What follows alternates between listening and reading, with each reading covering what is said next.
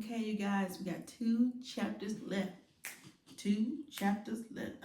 Now 2 chapters left. 2 chapters left. Shoulders, shoulders, shoulders, shoulders. 2 chapters left. Come on now, 2 chapters left. Okay, Novelist and the Lake House. It's been crazy, to say the least. We've been fighting, literally. They had a huge fight, a huge murder match, okay, trying to kill each other. But what I find interesting is when she could have finished him off, she didn't, hoping he would come to his senses. And then when he killed her, he felt regret. So maybe they really did truly love each other. Maybe they truly didn't want to kill each other. I don't know how killing became the first thing on their minds once they argued about who is who and who's the real Dirty Dan, because it was very much so, I'm the real Dirty Dan, I'm the real Dirty Dan.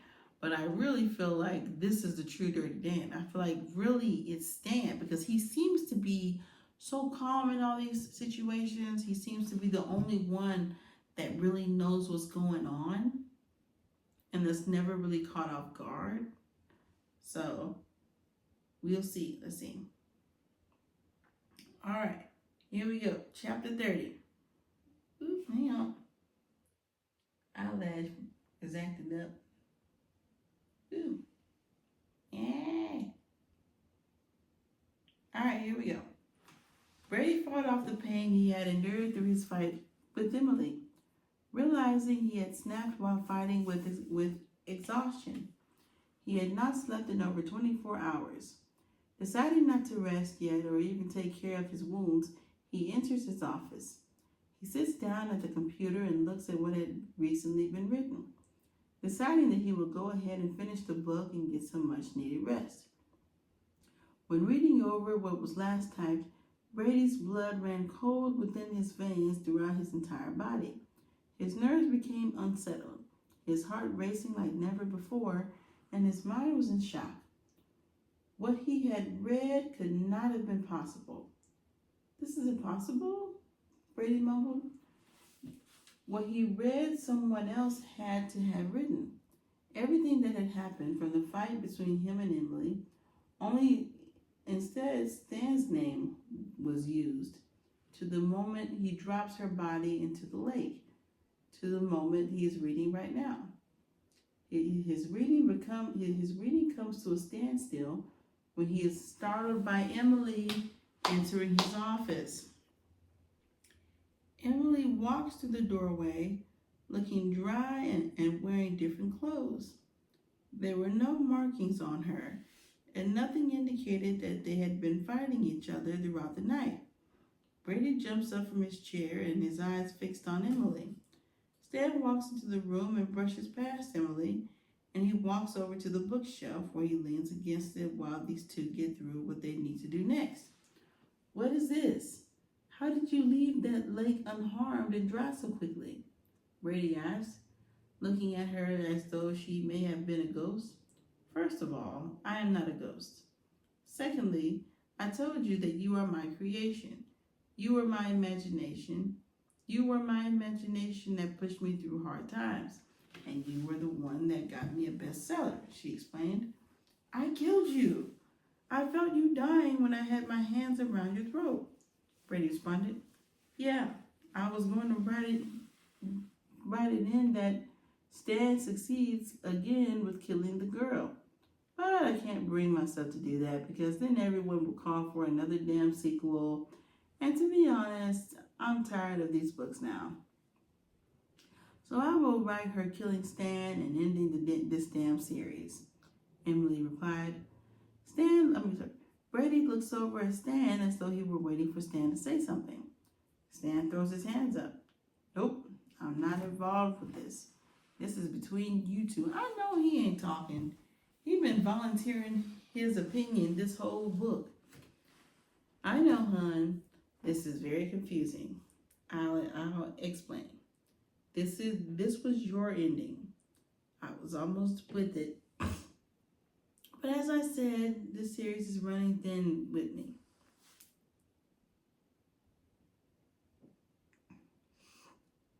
I want to write something new.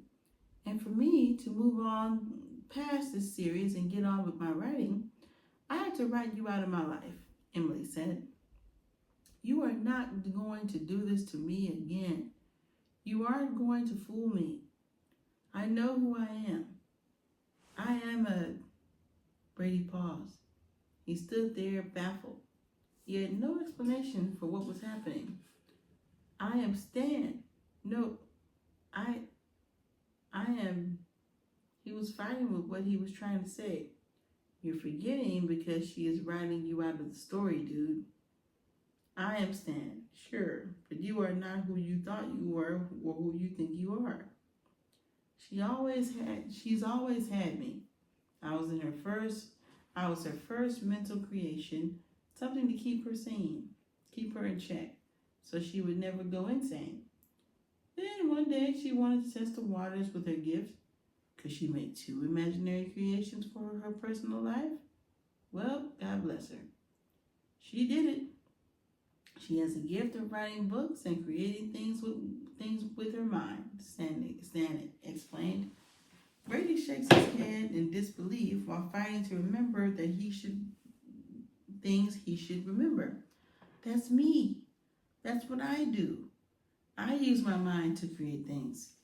Don't you see she's using my life to take control so she can live in the flesh and not just in our minds? Brady responded. Brady, answer me this. If you were the one in control, then how come when we went out to eat or when we were in the car or on the boat, how was I in control of all that? Emily asked. Brady pauses, collecting his thoughts, searching his memory of those times. For some strange reason, he could only see Emily ordering dinner alone, out on a sailboat when they were in Florida, alone in the car she was driving. None of this made sense. This is not what Brady remembers, yet those memories keep flashing before his eyes. No, that's not what happened at all. I met you while signing books at the bookstore. You got into my car. I took you to the restaurant that day and others to follow, and I took you out on my sailboat. Brady responds, fighting with what he is saying because he is no longer seeing any of that. He sees Emily sitting at the table signing autographs for the fans. It was her car driving them around. I brought you here to write one more sequel to the book so that I can move on and that I can and wait, so she was signing autographs? Okay, so she really is letting it be known that she's the author. She's not saying that Brady's the author.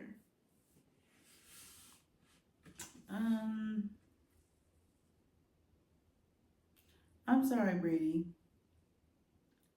But yeah. I brought you here to write one more sequel to this book so that I can move on, and I can't end this series if I do not let you go. I'm sorry, Brady. I loved you, and it hurts to do this when I created you and Stan. It was to satisfy my needs. I was too damn scared to go out into the real world and let out my freak side, so I used my mind to make a fairy tale sexual fantasy, Emily explained. She wanted me to be your counterpart and seem real to you. The more real it got, the hotter it was for her. Coming here and seeing things the way you did was all part of the plan. Even when I was it was to wake you up and help you realize when you were without her having to do it. But you became too strong with this, Stan explained.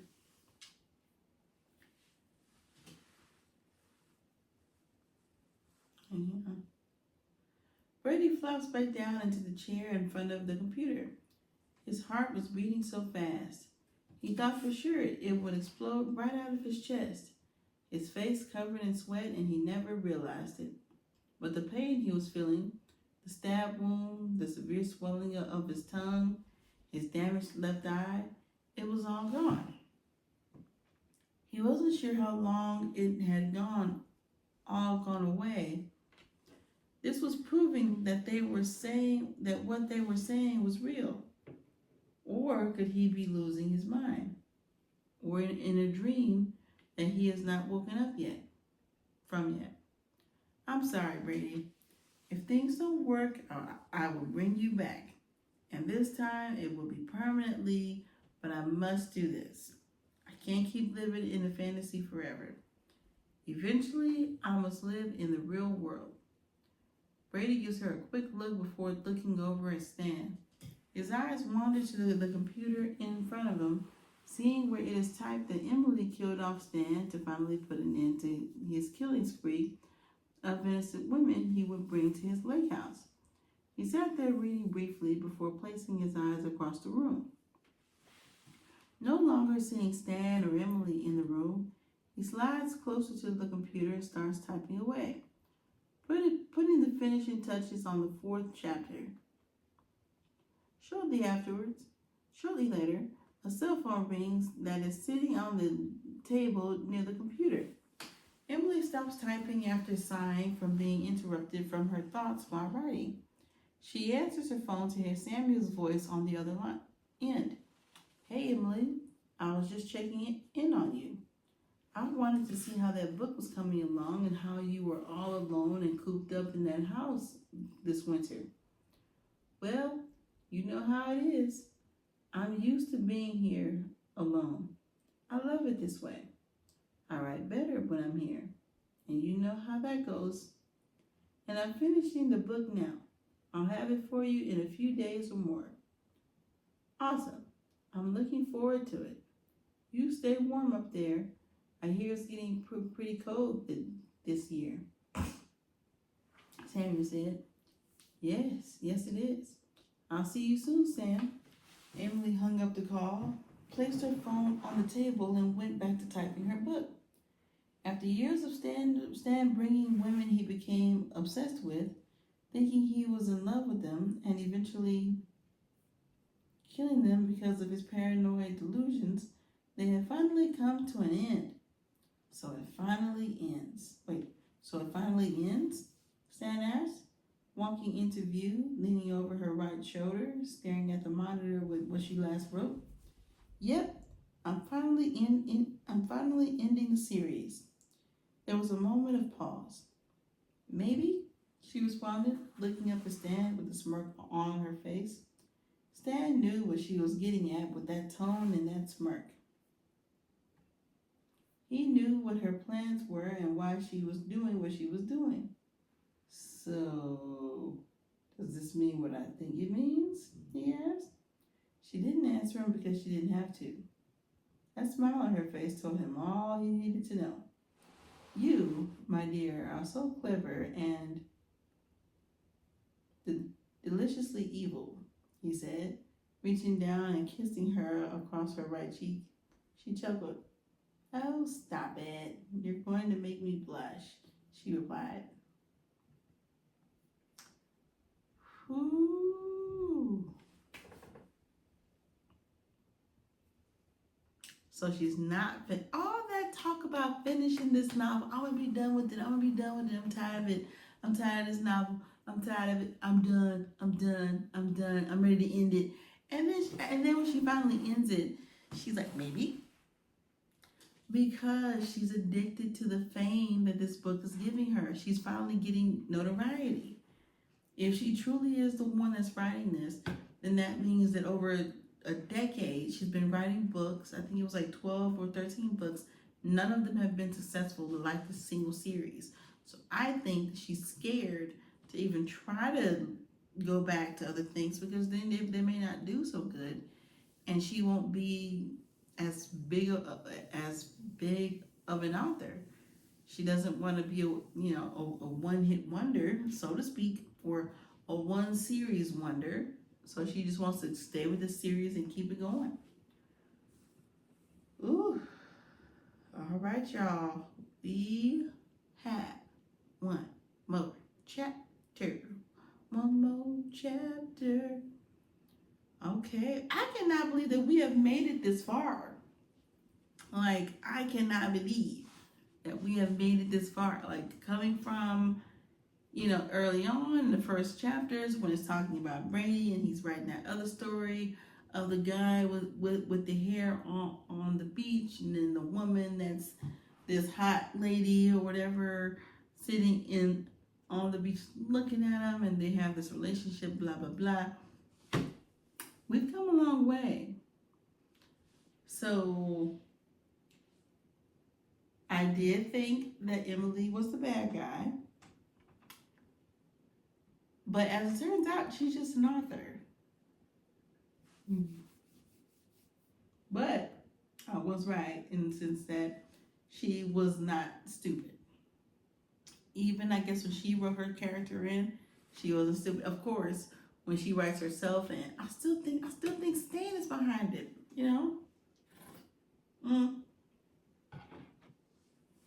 But then again, if Stan really wrote it, then why would he be asking her what she plans on doing with it? So,